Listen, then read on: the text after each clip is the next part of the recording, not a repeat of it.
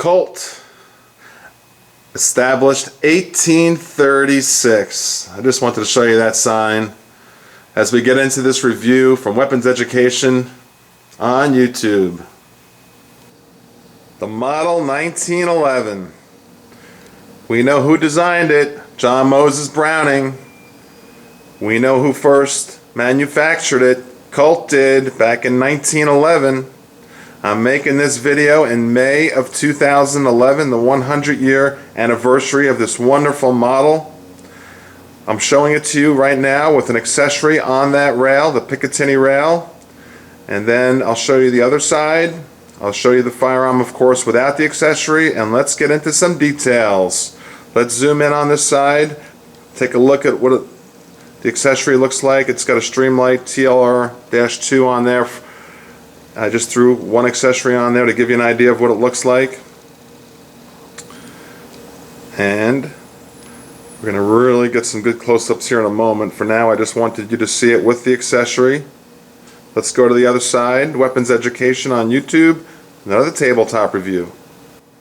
Here's the opposite side of the firearm with the accessory on the rail.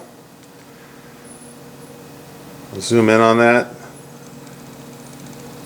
You can see the fit and finish. It was really easy. I threw 3 different accessories on that rail, and each time it took about 30 seconds. Very simple.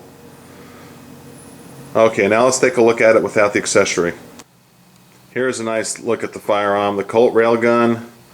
Let's go up and down the slide. You see the front serrations. And right there, 100 years of service. That's worth its weight in gold alone. I mean, just think about it. In the future, I don't know, let's say it was the year 2019. Do you think it's going to say 119 years of service on the slide? I don't think so. This is a special year to buy this gun. I don't think they're going to make it in the future. I don't know this exact model. I kind of have a feeling, it's just a gut feeling that it's a limited edition. So that'll be a really good collector's item. Colt railgun. This has got a match grade barrel, match grade trigger. There you have a good look at this side. And then we'll take a look at the other side. Let's do that. Let's go to the other side. Here's a nice view of the other side. I'm excited about this firearm. Let me zoom in on this one portion here. Government model, Colt 45. See, it says that government model there? I like that. Colt 45. You got your skeletonized trigger, hammer, forged Picatinny rail, steel rail. You know, in a world of polymer, which I love my polymer, 80% of my firearms I think are polymer, it's pretty rare to find a forged steel Picatinny rail. It's on other manufacturers, it's on other guns, I'm aware of that, but I think Colt is among the best at their forging. As a matter of fact, this firearm has a forged steel receiver, a forged stainless steel barrel, match grade barrel at that, forged steel slide, forged slide stop. And they really put a lot of craftsmanship into the firearm. It does not have the half-cock hammer like the Sig Sauer 1911 does. If you look at the review I did on the Sig Sauer, you'll see what I'm talking about. But that's okay, because a lot of people probably do not use that feature at all. I'm just going to bring that to your attention. Let me put this in my hand and go over some features of this beautiful firearm. All right, let's do a close tabletop review on this firearm. What I'm going to do is safety check it as normal. It comes with 2 beautiful steel magazines, and I fired this firearm exactly 100 rounds 2 days ago. Perfect, absolutely perfect. And I think it's going to be perfect for the next 5,000 rounds. It's just built with such high quality. We're safe, we're clear. And when you release the slide on any 1911, or for me, any firearm, I do it very softly and gently. I will dry fire the gun for demonstration purposes during this presentation. But I recommend you use snap caps.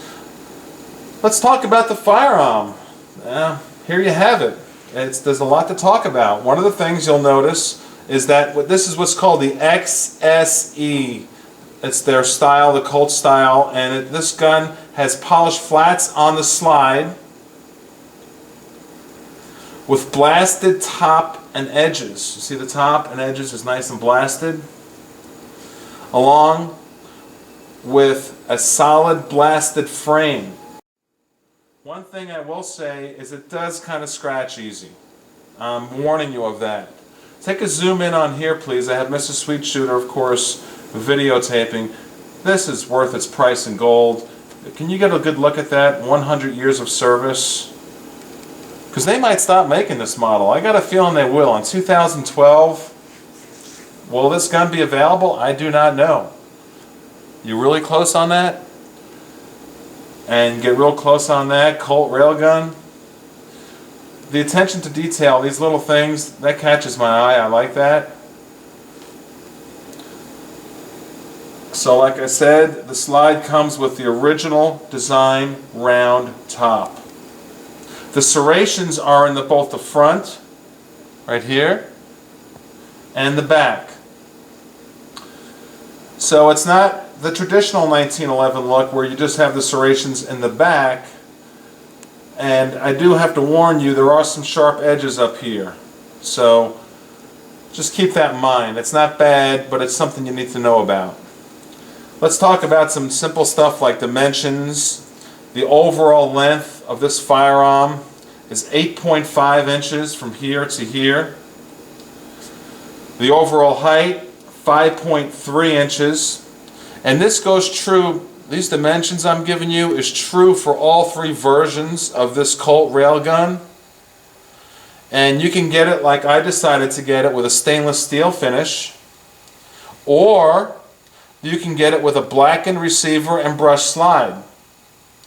So the bottom is dark basically, and the top is the same as this. It's got a brush slide. Or you can get it completely blackened with a blackened receiver and slide. Those are the three different ways you can purchase this firearm. And then depending on which version you choose, it'll come with two types of grips. These grips, if you zoom in close, are called the double diamond rosewood grips. If you choose to get the blackened receiver and brush slide, you will get a double diamond blackened wood grips, and the same thing goes true if you get the solid blackened receiver and slide. So you can look at Colt's website and get a good close look at the three options of this gun, but the dimensions are all the same. 8.5 inches, 5.3 inches from top to bottom. Overall width, very similar to the Sig Sauer 1911. This is 1.25 inches. Fairly thin for a 1911 with a 5-inch barrel. It's like, there you go, it's a 5-inch barrel, and this barrel is very special. While we're talking about the barrel, I hope we can pick this up. Mrs. Sweet Shooter, can you zoom in on that? There's some letters and words there. You see that? It says Colt, and then it has the letter M there for match grade barrel. That is very, very special. That's one of the reasons why you pay a premium for this firearm.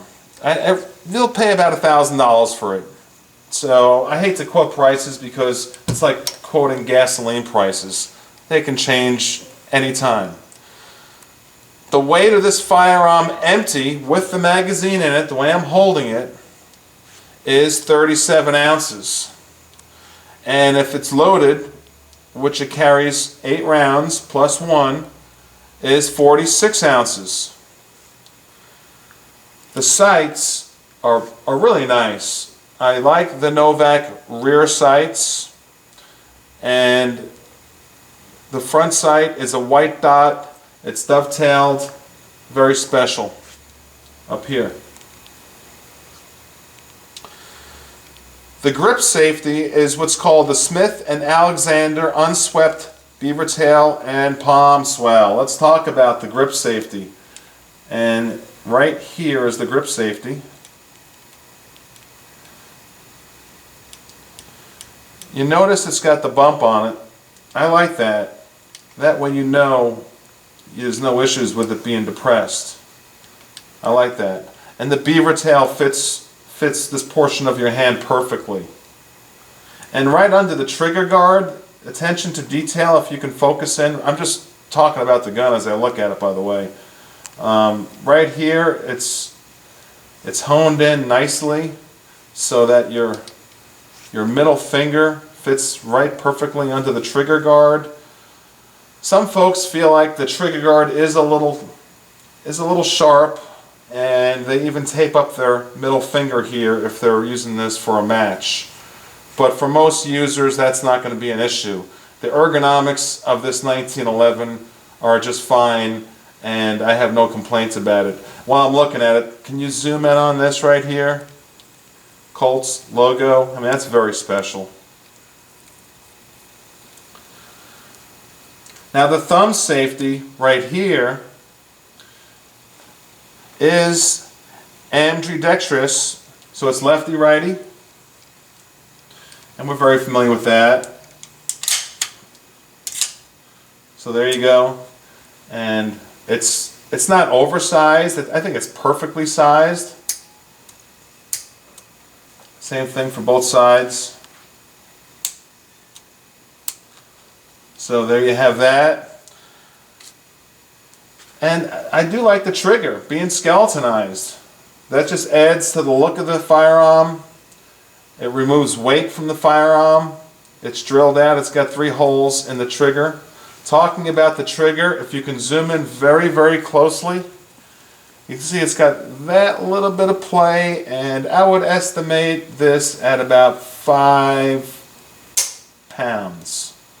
But I'm not sure. I'm just telling you, from when I went to the range, it felt like it was about 5 pounds. And all the rounds I shot through it, like I said, had zero issues. Some other things we want to talk about is the magazine well. Let's take out the magazine and focus in right here. It's modestly beveled. Some people say that Colt should have beveled it even more, but I have no complaints with it. And the magazines do easily go in and out, so it's a non-issue. But it's been brought up, so the magazine well is modestly beveled. Now let's talk about the slide to frame fit. Okay, how tight is it? The fit and finish, it's not too tight and it's not too loose. It's actually I think perfect. It doesn't come tight as a clam, but it's tight enough. The fit and finish from the slide to the frame is actually fairly perfect. Here you have on the back strap here is a plastic serrated mainspring housing. This is something you may want to replace. This gun is just too beautiful to have plastic on it.